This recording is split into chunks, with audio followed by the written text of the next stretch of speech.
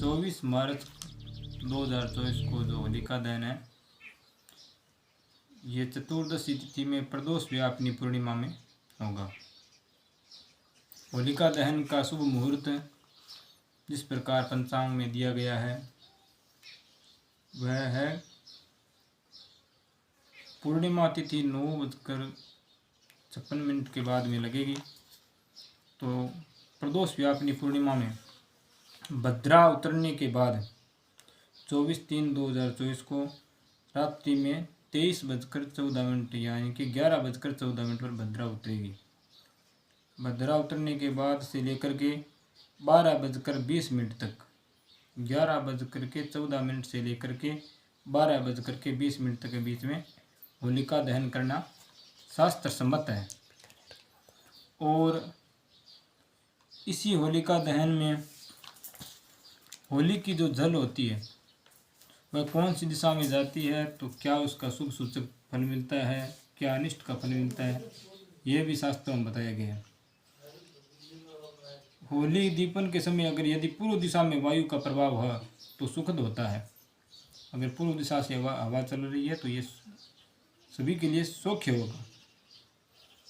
वायु का प्रभाव सुखद। अग्नि कोण में अगर आग हो तो आगजनी कारक, अगर अग्नि कोण में हो तो जा रही हो तो इसमें आगजनी का कारक होती है। ये दक्षिण दिशा में अगर होलिका का जल जा रहा है तो ये दुर्भिक्ष और पशुओं में पीड़ादायक होता है।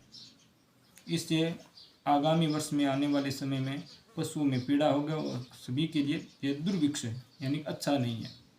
नैऋत्य कोण में अग्नि और दक्षिण और पश्चिम के मध्य में अगर अग्नि जा रही है तो ये फसल के लिए हानिकारक है। इससे हम आने वाले समय में, आने वाले वर्ष में क्या होगा, हमारा बारिश होगी नहीं होगी, कैसा साल गुजरेगा, ये सब हम पता लगा सकते हैं। पश्चिम में नैऋत्य में जाने पर फसलों के लिए हानिकारक होती है। पश्चिम दिशा में अगर यदि जाए तो ये सामान्य सूचक है। ऊन में तेजी होगी तो सामान्य रहेगी स्थिति, और ऊन की संबंधित कोई भी वस्तु है उसमें तेजी रहेगी। वायव्य कोण में अगर यदि पश्चिम और उत्तर की जो कोण है उसी कोण में अगर जा रही है तो ये पवन वेग अधिकांश और चक्रवात, यानी कि आगामी वर्ष में चक्रवात आने की संभावना रहती है। उत्तर और ईशान कोण में मेघ सूचक, अगर उत्तर दिशा में हो और या फिर ईशान कोण में हो, जो उत्तर और पूर्व की कोण है उसमें अगर जा रही हो तो ये मतलब मेघ और गाज, यानी कि आगामी बारिश की कुछ संभावना है। चारों दिशाओं के कोणीय अगर घूम घूम कर अग्नि जा रही है तो ये राष्ट्र के लिए संकट परिचायक होती है। इसमें ऐसा समझ लेना चाहिए कि आगामी आने वाले समय में राष्ट्र के लिए कोई दुख प्राप्त होगा।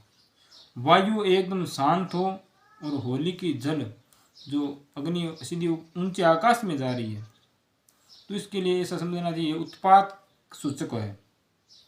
फाल्गुन पूर्णिमा के दिन अगर यदि जिस दिन होली होती है उस दिन अगर मेघ हो, गाज हो, वर्षा, आंधी, वायु का वेग अत्यधिक हो, अगर ऐसा कुछ होता है तो वेग होने से भावी रूप में धान्य, गला कार्य, व्यवसाय लाभदायक बने।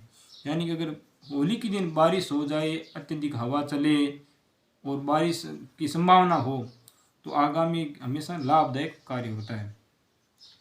पूनम के दिन, पूर्णिमा के दिन, फाल्गुन मास के मेघ गाज गति लक्ष्य, भावी तेजी मानिए, गला धान्य के पक्ष, ऐसा लिखा गया है।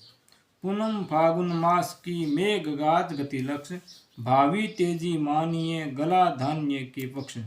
अगर पूर्णिमा में हमेशा बारिश इत्यादि हो तो ऐसा समझना चाहिए धान्य इत्यादि के लिए ये तेज होने की संभावना करती है। जय सिया राम, हर हर महादेव।